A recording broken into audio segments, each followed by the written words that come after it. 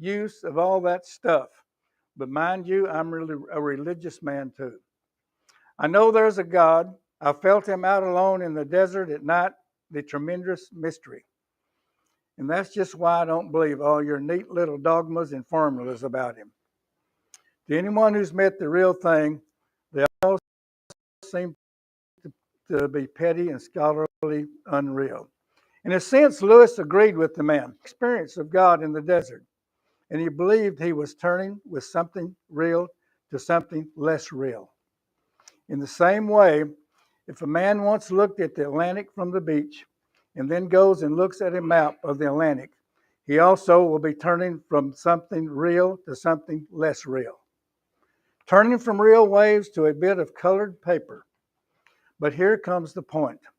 On colored paper, there are two things we must remember. In the first place, it is based on what hundreds and thousands of people have found by sailing the real Atlantic. Lewis went on to say the map is behind the masses of experience just as real as the one you could have from the beach, only while yours would be a single isolated glimpse. The map fits all those different experiences together. In second place, if you want to go anywhere, the map is absolutely necessary.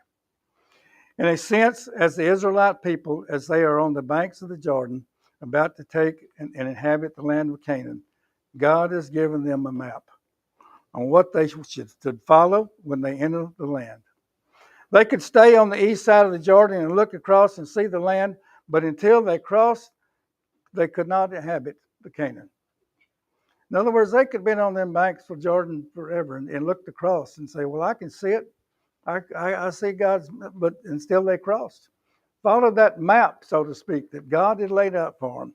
But not only when they conquer the land, there are certain commands and stipulations that must follow. Again, like I said, that map. They were to cleanse the land. So I'm going to read now our lesson text is Deuteronomy 12, 1 through 7. Be careful to follow these statutes and ordinances in the land of the Lord, the God of your ancestors, has given you to possess all the days you live on the earth. Destroy completely all the places where the nations that you are driving out worship their gods on the high mountains, on the hills, and under every green tree. Tear down their altars, smash their sacred pillars, burn their Asherah poles, cut down the carved images of their gods, and wipe their names from every place. Do not worship the Lord your God in this way. Instead, turn to the place the Lord your God chooses from all your tribes to put his name for his dwelling and go there. You are to bring your burnt offerings and sacrifices, your tenths and personal contributions, your vow offerings and freewill offerings, and the firstborn of your herd and flocks. You will eat there in the presence of the Lord your God, and rejoice with your household in everything you do, because the Lord your God bless you. Amen. New American Standard reads, carefully observe, or meaning cautiously or painstakingly. In other words, take care of by paying attention. In other words, don't take the words lightly. Moses was bringing home the point to observe God's statutes and judgments, which establishes the need to carefully observe all the laws and commands in the land God is giving them. Verse 1 is the beginning of a chapter that outlines a central principle. The Israelites must not worship God in the pagan ways of the Canaanites. You shall utterly destroy all places. You know, that's pretty strong. Utterly destroy.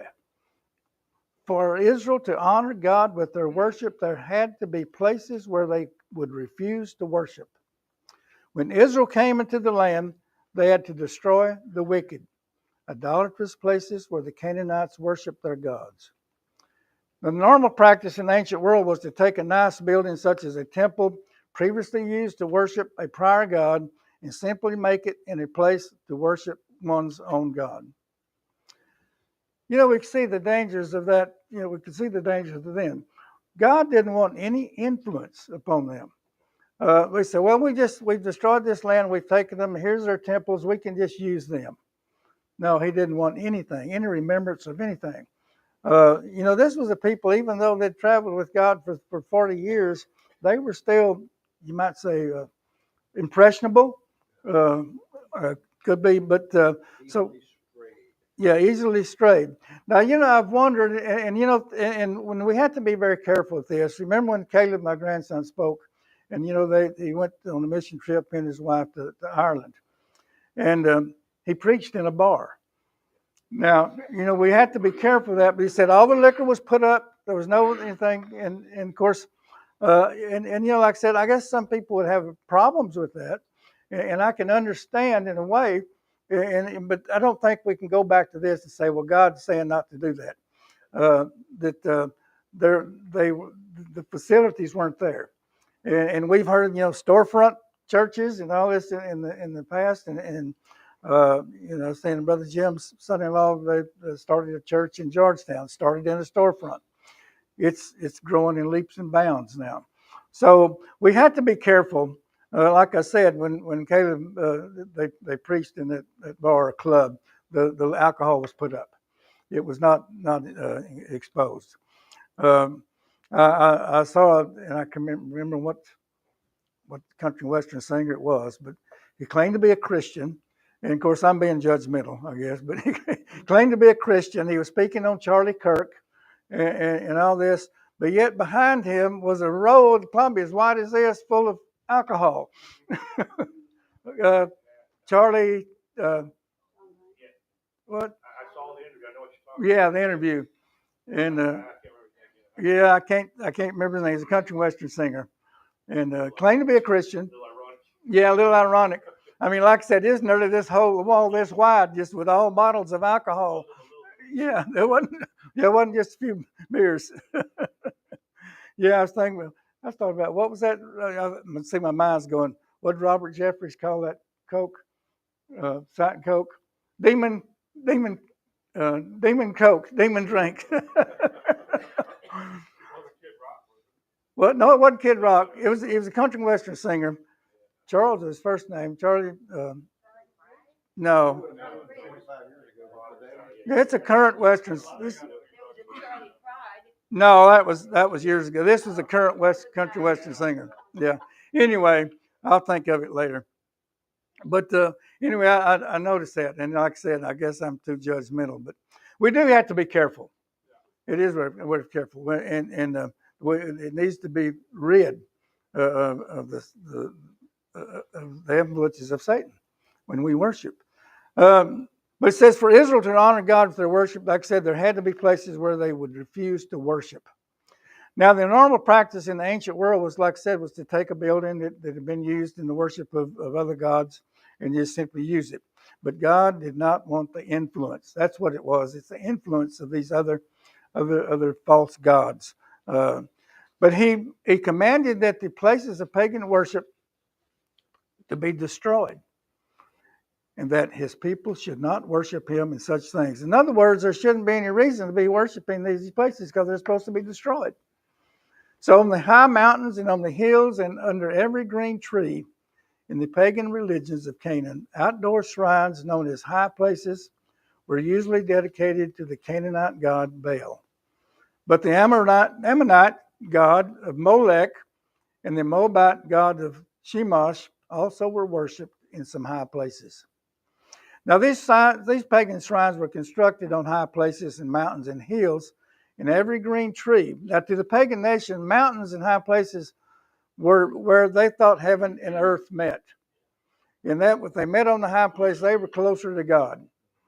Just like we've had some say on the riverbank, I'm closer to God than I am there in church. But they felt that was their belief and beliefs. And then these shrines, these trees where they worship, they said that was symbolized fertility. So the people were to tear down these altars, burn their Asherah poles, cut down the carved images of their gods, and wipe out. And I put that in capital letters, wipe out their names from every place. Wipe it out. I think about what in the morning, nip it. Nip it in the bud, nip it. This was a call for obedience and utter destruction of all idols. Why would God demand this? Why didn't God just demand, don't have anything to do with their gods? You know, you're going to be around them all the time, but just don't have anything to do with them. Temptation is there. Yes, and we see as we look at the history of Israel and their people, we see what's happened in the temptation that they let enter into their worship. All the commands, yes. Beginning Adam and Eve. Yeah, right. Exactly right. Actually, think about the first commandment of I'll share my glory. Yes, yes. That's so true. But why would God, like I said, demand this? Just say, well, just don't have anything to do with it. Remember the saying, the drugs, just say no? Well, it was a lot more to it than that to just say no. When a person is struggling with an addiction, they cannot flirt with it. If you have to get away from it. You can't have it around you. You can't have, and I was thinking that that was rare. I always thought when Louilla's daddy quit smoking, he carried a pack of cigarettes in his pocket. Now I couldn't have done that, but he'd reach there. I've seen him reach in there, take them out, stick it back in his pocket. Now, to me, that was too much temptation. Temptation, food is a temptation. Sure. But we have to have it. Oh yeah, we have to have it. Yeah. I think in what you're saying there, an addiction, sugar's an addiction for me. Sure. And we cannot have it in the house. Right. I don't care how strong I am. Yeah. Addiction's there. Sure. It sounds stupid, but it's not. Yeah. We can't have that addiction around us. Drugs, anything like that. Sure. You're drawn to it. The temptation is too great. I mean, it is too great. Yes. You can't be around it. Right. I hate to say this, but my middle brother that was on drugs, it was an old-fashioned, it had to be a wash basin in the old time. And there was needles, everything, but I couldn't touch them. I couldn't clean them. You know what? I'm not touching, no. Right. But because my mother was the one that worshipped him. And I would have lost my kids, praise the Lord. Bob never came in the house anymore. Right. He had mental problems. Yeah. So it was a shame. Yeah, it is. I would have lost him in a blink of an eye. Yeah, it's get rid of it. I'm reminded of a movie I saw. It's been on TV here a good while back, and I've shared it. But this man had lost his wife, and this woman she was on alcohol and she just more or less took it on her own to come in and take care of that family, and she had got off the alcohol, and the man was gone, and of course she, we always have these times where we fall back. Well, she opened the refrigerator and there was a case of beer. Why didn't he get rid of it? He knew the temptation that was there, and it doesn't make sense to me. But he should have got rid of it, got it out of the house. Yes, right.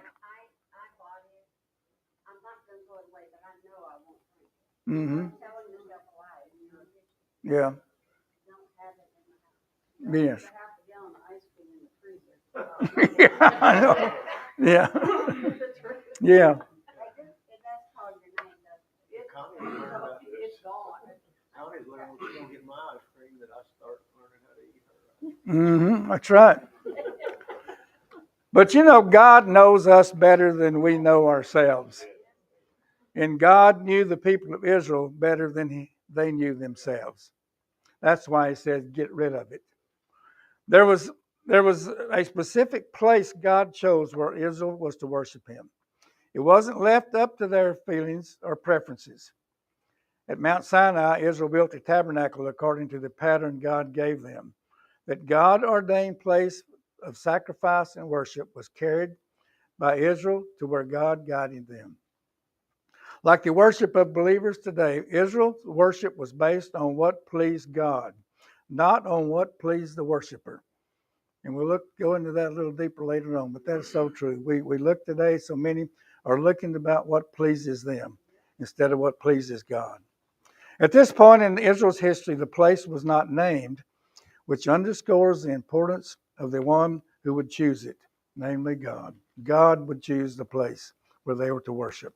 What matters most here is not just where, but who is commanded to worship Yahweh, the one true God. Evidently, the place would be eventually the place would be the temple in Jerusalem. The place of worship was to be a place of atonement, confession, and cleansing. The people were to bring their burnt offerings to atone for sin or for general dedication. Sacrifices denoted offerings of any kind as detailed elsewhere in the Torah, particularly in Leviticus. The law also required tithes, literally tenths, at various times during the year to provide for the Levites and to celebrate God's blessings. Remember, the Levites, the priestly tribe, did not receive an inheritance of land. The people were to eat, feast in the presence of the Lord. You know, I was thinking, I thought about that. Oh, I like that verse. We're to feast in the presence of the Lord. We Baptists can do that. When we go back for seconds and even thirds at our fellowship, we're actually sacrificing. Lord, I'm doing it for you. Right? But some sacrifices and offerings involved a sacrificial meal eaten in God's presence by those making the sacrifice. Even more, their worship was not to be motivated by desire to manipulate God for other purposes, but rather as a response to God's goodness for already providing all they needed. He had blessed them. This inclusion of feasting and rejoicing was also notable as Israel's annual feast. The Day of Atonement, Passover, and Pentecost were times of covenant renewal or affirmation of their relationship with God. Someone read now Deuteronomy 8 through 11, our lesson text, 12, 8 through 11. You shall not at all do as we are doing here today, every man doing whatever is right in his own eyes. For as yet you have not come to the rest and the inheritance that the Lord your God is giving you. But when you cross over the Jordan and dwell in the land which the Lord your God is giving you to inherit, and he gives you rest from all your enemies around about, so that you dwell in safety, then there will be the place where the Lord your God chooses to make his name abide. There you shall bring all that I command you, your burnt offerings, your sacrifices, your tithes, the heave offerings of your hand, and all your choice offerings which you vow to the Lord. You know, during our wilderness years and before crossing the Jordan, it seems that each Israelite pretty much conducted their own worship as they pleased. But God was not ultimately pleased with this. Worship was not a matter left up to whatever pleased the individual. Real worship is concerned with what pleases God. And you know, I think sometimes we forget that. It's what pleases God is the real worship. Everyone doing as he sees fit indicates that the camp life of the desert years was less controlled than the settled life in Canaan under the regime of the covenant treaty stipulations was to be. The message of Deuteronomy were needed as a preparation for that new life to come. I'm going to get on the soapbox here a little bit. Much of what is called worship today in the church really isn't worship. It is self-focused, man-focused, and personal experience-focused instead of being God-focused. Much of today's worship is measured by how the worshiper feels instead of being measured by how God is honored and worshiped. You know, I've heard some say, well, they go to that church because they like the music. I've heard that a lot. You know, some music, it can get you emotionally worked up. I heard a lady years ago on TV, and she had been with what they used to call the acid rock, and she was involved in that. And she said when she is saved, she said, there's still songs, Christian songs, that I don't care what the words say. It's the same beat that they used in this rock, and it works on your emotions and things. And she said, it's wrong. And we see that even today that some of the the music that we and it's all spectrums. It's not just rock. It's not just it can be in gospel and so many others. And uh, um, David Jeremiah is putting on this program this morning, the last couple of weeks. It's what is it? Closer to heaven or something like that. But it's music. What it was, mostly music. Um, It's for one thing, I got a problem with it being in the Disney Center. I got a problem with it being there. But a lot of the music, and I know I'm being judgmental, but a lot of it is look at me music. It's to get you revved up, and I've heard that music needs to be a balance of harmony and lyrics and it's all this. I'm getting off base again here, but on our Facebook page there's a what do they call them? I call them a cage that they put the drums in. It's a deal. I said if it wouldn't be so loud, they wouldn't have to use that. Yeah, it's so hard. Very careful with this. I think that in the military we use all types. I think we have to be very careful that we, because how do you define harmony? Yes. I think there's some leeway. I think we have to be very careful Mm-hmm. when we elevate a preference up to gospel. Yeah. Because I've been like in the military, I did all the way from traditional all the Sure. way to what some would it's just contemporary. And I worship the same in both of them. Right. It depends on the heart of the worshiper. Yeah. What they're trying to do. Sure, sometimes it can be too loud, but I know my generation, if it's not loud, we can't really hear Right. it. Sometimes, you know what I'm saying? So I think that be very careful when we try to elevate a personal preference up to God. Oh yeah. Yeah. I think you gotta be careful with so many people, they want a physical response from the Mm-hmm. My niece told me one time she went to a church in Dallas. Well, I got my nephew to her brother's church. Mm-hmm. So what we like that because we can just feel the music. Right. I said, well, what do you mean feel the music? Mm-hmm. Is it because it's so loud Yeah. and banging against your body? Yeah. I think there is a balance too. Sure. The emotions are God given, Yes. Mm-hmm. and we can't just reject all emotions. Right? No. The emotion has to be there for a reason. Mm-hmm. But I agree. I mean, it can be taken too far. Yeah. Either extreme is out of balance. Right. And it can be both ways. And I know I think of I can't think of director of missions before Brother Richard Ken Laney. He said, and when we were looking for a pastor, he said, you can go too far in either direction, conservative or liberal or moderate. You can go too far in either direction, and that's true. And we can. But I think that no matter, I think what the focus should be on God. That's what it all boils down to. It should be on God and not on ourselves and on man. Yeah. Well, we watch Robert Jeffries every morning. Their choir, I don't understand a word they're singing. I mean, but I guess people in the church like it because they're standing up. Like mine, that's always an issue. Right. Well, they have them on the screen. So Mhm. They put it up on the Yeah, it's on the screen. Right. Yeah. I've been at some churches where they do the PowerPoint, the guy doing the PowerPoint is back there sleeping. Yeah. You're looking at the same verse and we're already. Right. You got to be on the ball on that one. Right. Right. But the emphasis here is on the coming time when the Israelites would enter the promised land. During this period, they would be a centralization of worship of Yahweh, the first at the tabernacle and then at the temple in Jerusalem that would be built by King Solomon. As Israel traveled through the wilderness, God had been with them at the tabernacle. It would only be when they crossed the Jordan and settled in the promised land, God was giving them that they would finally live in rest and security from all their enemies. The first established location of the tabernacle in Canaan was Shiloh in Joshua 18:1, 30 miles north of Jerusalem. But the promise of God was that he would establish a permanent location.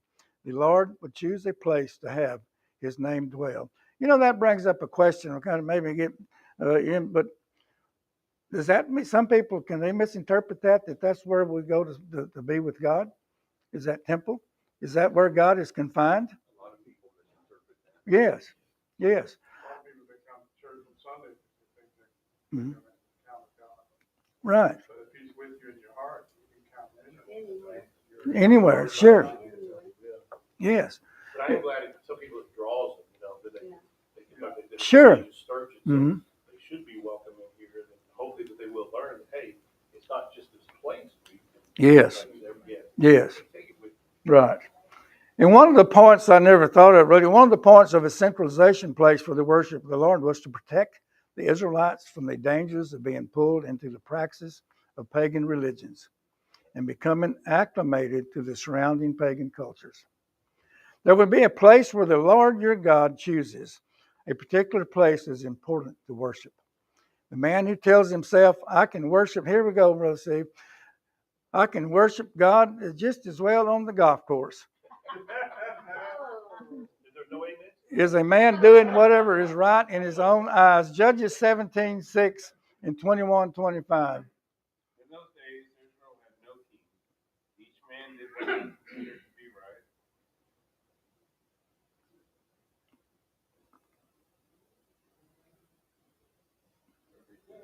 In those days, Israel had no king. Each man did what he considered to be right. Mm-hmm. Okay, it's fine for anyone to worship God out on the golf course, but if you've ever played golf, and if you ever played golf, and there wasn't much worshiping when you sliced the ball or shanked it or missed a 3-foot putt. I don't think it was much worshiping then. Yeah, that lawnmower. Right. Mm-hmm. Yeah, I've heard where that's where Brother Steve says God was given a last name. Greg told me yesterday he used to call the helicopter hammock because he threw his club. Yeah. But there must also be a place where one comes to worship with God's people. That's what's important. But this goes against the trend of our times. Studies find that among baby boomers, 70% say that you should attend worship service not out of a sense of duty, but only if it meets your needs. 80% say you can be a good Christian without attending church. That's sad. That's what's happening today. 80% say you can. The main thing that I keep hearing in all this is there's been somebody at a church that has made people think that way. Sure. And you just got to make sure you're not that person. Right. Yes. Yes. And I've heard it. Some of the time, you have to be in church before you can get saved. We've heard that before. But and it's sure. I mean, I was in church. There's a proverb about that. It says all a person's ways seem pure to them, but motives are weighed by the Lord. That's right. As you That's cross true. over the Jordan and go through your wilderness and everything, you draw closer to your time with the Lord. You realize that's where I need to be. Yes. And I think it goes back to that relationship. Yeah. My next door neighbor, who was my best friend, used to be in his Bible every morning with coffee at 8 o'clock. Mm-hmm. But he never, ever went to church. Right. Yeah. I could never figure that. I couldn't convince him either way. He said, this is the way I can do it. Right. I don't like what I find there. Well, I don't think they realize what they're missing. Well, And but I would like to say sometimes I was a church hopper. mm-hmm. And it was very rare when you find a church that welcomes you. Yeah. That's true. When you walked in, and especially I was really seeking, I guess, a church family, and it didn't feel that way. Mm-hmm. There was always a couple of people that just didn't treat you right. Yeah. I didn't go back. Yeah. So I think it's very Mhm. important for all of us to Yeah. be friendly. Well, I don't have to say that here because y'all are too touchy-feely anyway. Yeah. Good Samaritan. Well, that was good. Yeah. Well, I have found, and I have been never want to go back. I have learned I can't watch people Mm-hmm. because people will let you down. Right. You know, I have to, I listen to the word, and if I don't, and I listen to Sunday school, Mhm. but people will let you down. Sure. I have to follow the Lord Mhm. too many times. Yeah, You know, that's true. I can't depend on, I love you all, Mm-hmm. but I'm not gonna look at one person, they let me down, they looked at me wrong, or something, I'm leaving the church. Yes. You know? But We have to learn to love. we have Yeah. to love, Because Satan will be. But you know, sending people and- trying to get you. absolutely, I think most important, where else are you gonna use and develop your spiritual life? absolutely. You're not gonna develop out in the world, so it's just meant for a church gathering. Uh-huh. Yeah, but you know, on the other hand, too, that I was thinking, this young man was traveling down the road to a city, and there was an old man sitting by the road, and he stopped and asked him, "What's this town like that I'm headed to?" And he said, "What was the town like when you came from?" "Oh, it was terrible. Everything was bad." And then he said, "This one will be the same." He come by another one come by, and he said, "What's this town like?" He said, "What was the town like you came from?" "Oh, it's great and wonderful. This one will be the same. Same town." Yeah. Yeah. Yeah. I have to go to church.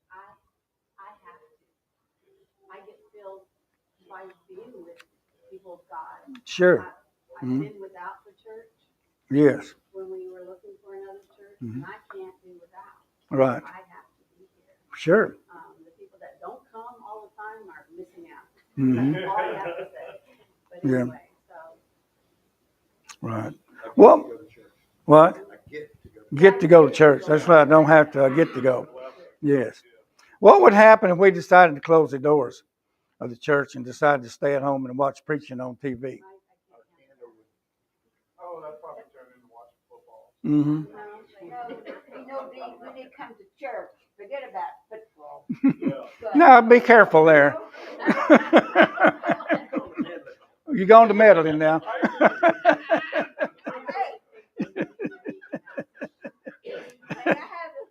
Well, 1 second. Right. Mm-hmm. Sure. Mm-hmm. Yeah. Don't worry about football. You take your football. Okay. You know, if they shut the doors, I think we would meet behind. We would meet Sure. elsewhere. Yeah. I mean, Charmaine said, "How to say, let me couldn't hear her." Yes. Oh, it's just God told us to gather together. Yes. He told us. We're obedient to God. It's been obedient. Exactly. That's true. Yes. You know, I said it'd been easy during COVID. It would have been easier to get into that habit and watch preaching on TV wearing your pajamas. I went to church. Our church was still open. But Yeah. nobody came. Well, I was going to say, if it happens again, I'll probably be in jail because I'm going to church. We're opening. I was driving the truck coast to coast. Yeah. So our choir met, the preacher met. Yeah. We just filmed it, but nobody Right. was out there. Right. We Yeah. still filmed it and everything. Yeah. Someone read verses 29 through 32. Yeah, go ahead. Oh, Roger. Roger had, yeah. It was not a big deal, but Scripture says in the book of Acts that the Lord was adding to the church Yes. those that were daily being saved. Mm-hmm. Nobody was ever saved without being added to the church. Exactly. God does not relate to us in isolation. Exactly. As individuals. Yes. And so we need to acknowledge our benefit of being part of the church Sure. and our responsibility. Yes. Of being part You of said a the key word there too, responsibility. Yes, to the church and to the There's people. also some churches that when you walk in, you feel like you're sitting in a freezer. Mm-hmm. Yeah. Well, That's how bad. it shouldn't. And a lot of times it's what we make it, our church. You know, we were members of Dublin probably over 2 or 3 months, and a guy come up to me and asked if we were visiting. I didn't get mad and leave. I just said, That couldn't have been a very big church. I've been Oh, there was usually 150, 200 in church. Yeah, yeah. Hmm. But we can all tell stories about that. I Yeah. feel like when you need to walk in the church, you should start feeling the spirit. Oh yes, yes. You know, like, Right. Yes. All right. Verse 29 through 32. Someone read that. And the Lord thy God shall cut off the nations that from before thee, whither thou goest to possess them, and thou succeedest them, and dwellest in their land. Take heed to thyself that thou be not snared by following them, after that they be destroyed from before thee, and that thou inquire not after their gods, saying, how did these nations serve their gods? Even so will I do likewise. Thou shalt not do so unto the Lord thy God, for every abomination to the Lord which he hateth have they done unto their gods, for even their sons and their daughters they have burnt in the fire to their gods. What things soever I command you, observe to do it. Thou shalt not add thereto nor diminish from them. Mm. The word translated "cut off" carries the connotation of total destruction. Canaan's nations consisted of many smaller kingdoms. And when the Israelites' arrival threatened their survival, they would join together to fight them. That's in Joshua. Now, the conquest of Canaan would include two aspects: God's sovereignty and Israel's responsibility. Moses reminded the people the victory ultimately belonged to the Lord, but they would serve as his instruments of judgment. In verse 29, the first things we are told is that God annihilates or cuts off the nations when Israel was entering to take possession of their land.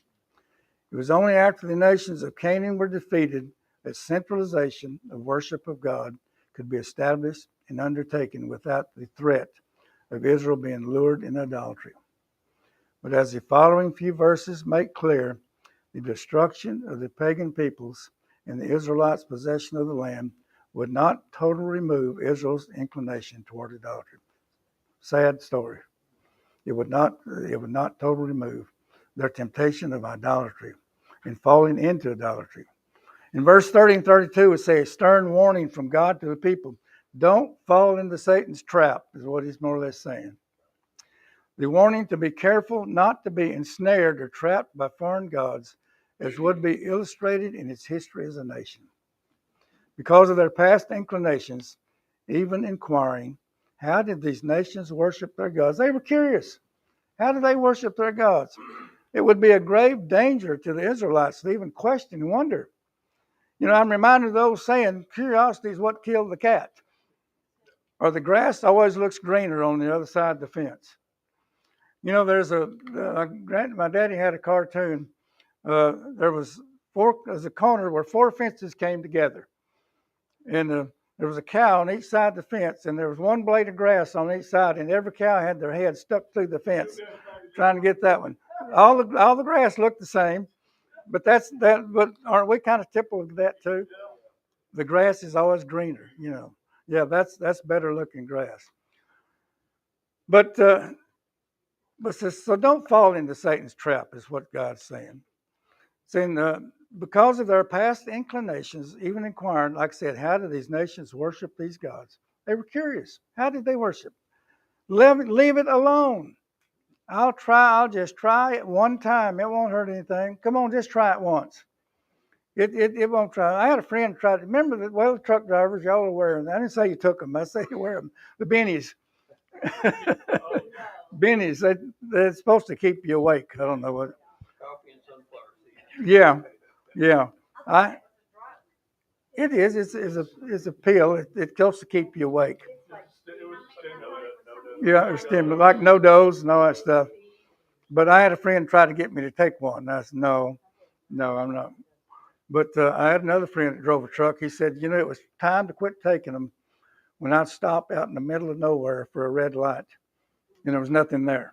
Well, they took them off the market. Yeah, they took them off. Of course, that's been years ago. After seeing this lesson about how God goes in and wants you to annihilate your enemies, Yeah, I'm wondering what would happen if they'd ever done that right with Hamas. yeah. They Right. would have eliminated a lot. He seen Oh, it yeah. coming. Yeah, we saw it coming. Well, that's the problems we've got today, because they didn't annihilate them. But it was possible that Israel would find the essential religious practices and elaborate rituals on the Canaanites and learn them. I'll do the same.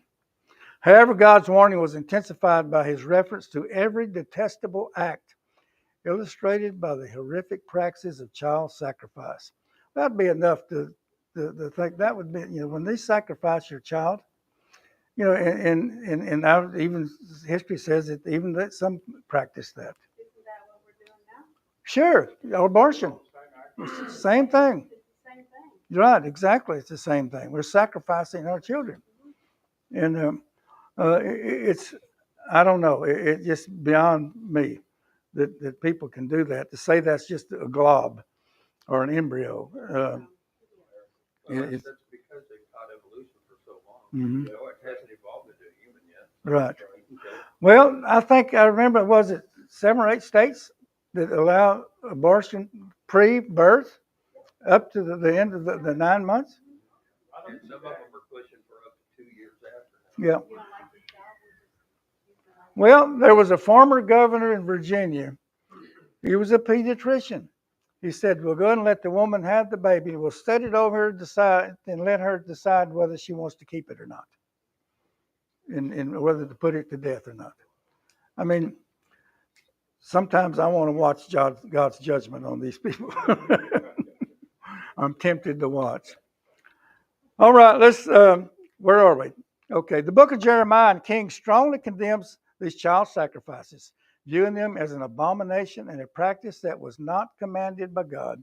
God commanded Israel to be careful to do everything I command you, everything, followed by the instructions. Do not add anything or take away from it. God's command. That even goes back to Revelation, please. Ignoring the divine commands against worshiping other gods would violate the covenant relationship between God and Israel.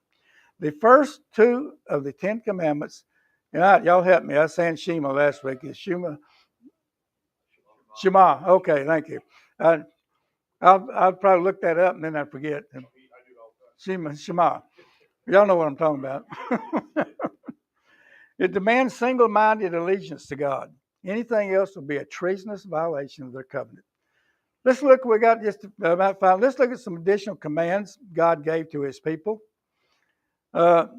In Deuteronomy, we won't look at that, but Deuteronomy 7:25, it's really the same commands that he's given them here in 12. Additional words of warning from Joshua. Now, see, they had fallen back into worship of idols, but we look at Joshua 24:23. That's you. Now then, remove the foreign gods which are among you, and incline your hearts toward the Lord, the God of Israel. In other words, they didn't remove them. Some of them thought, I think that, well, these little old statues are cute. I'm going to put it in my home. But Joshua would remove them, all of them. Judges 17:1-6. Who reads that? Okay. Now a man named Micah from the hill country of Ephraim said to his mother, the 1,100 shekels of silver that were taken from you, and about which I heard you utter a curse, I have that silver with me. I took it. Then his mother said, the Lord bless you, my son. When he returned the 1,100 shekels of silver to his mother, she said, I solemnly consecrate my silver to the Lord for my son to make an image overlaid with silver. I will give it back to you. So after he returned the silver to his mother, she took 200 shekels of silver and gave them to a silversmith who used them to make the idol, and it was put in Micah's house. Now this man Micah had a shrine, and he made some household gods and installed one of his sons as his priest. In those days, Israel had no king. Everyone did as they taught it. Gosh, that to me, God said no. No. And what did you hear? They're playing with God. I mean, they're playing with Satan. But it had got so bad and corrupt among the people, King Hezekiah and Josiah removed the idols, places of false worship. 2 Kings 18:3-4. Hezekiah did right in the sight of the Lord, in accordance with everything that David, his father, ancestors had done. He removed the high places of pagan worship, broke down the images and memorial stones, and cut down the Asherah. He also crushed the pieces of bronze serpent that Moses had made, For until those days, the Israelites had burned incense to it, and it was called, yeah, thank you, a bronze sculpture. And then 2 Kings 23:24. Okay. Now then, make a bargain with my lord, the king of Assyria, and I will give you 2,000 horses. Now that's 2 Kings 23:24. Yeah, Okay, I must have been up the wrong one now. Go ahead and read it. maybe I have to go on. Yeah, I was watching football. And I will give you 2,000 horses. If one party could write a note, that's not the right one. No, it's not. 2 Kings, is that what I gave you? 23:24? I got the wrong one. Anyway, Josiah removed the idols and everything. I always thought, Hezekiah must have had a good mother. Yeah, they're both showing me it was. I mean, his grandfather and father both were terrible. They were evil. And what? Oh, okay, yeah. Moreover, Josiah removed the mediums and the soothsayers and the seraphim, household gods, and the idols and all the repulsive things that were seen in Judah and in Jerusalem, so that he might fulfill the words of the law written in the book which Hilkiah the priest found in the temple of the Lord. Okay, we see how easy, that Hezekiah and Josiah removed this. Look how far it gone, and they removed them, and how easy and how soon a nation can turn from God and put their trust in the people and false gods. I've heard said our nation is one generation from becoming a heathen nation. Yeah. Any comments? Quick, they're showing me their watch, and I got a comment. Yes. Talking about churches starting, Mm-hmm. North Baptist in my pastor started in a home, Mm-hmm. in a house, because I remember as a child, Mm-hmm. we went there several times. Yeah. Mm-hmm. Butch, would you dismiss us, please? Father, thank you, Lord, for this day you've given us. Thank you so much for this lesson. Thank you for your son, Father. You sent it down here for us, the way, the truth, and life, Father. Watch over and protect us. Father, as we go into our service this morning, we hold our pastor before you and ask you to give them words pleasing you. And if there's one here today that has not found your son, I pray they do. In Jesus' name I pray. Amen. Amen.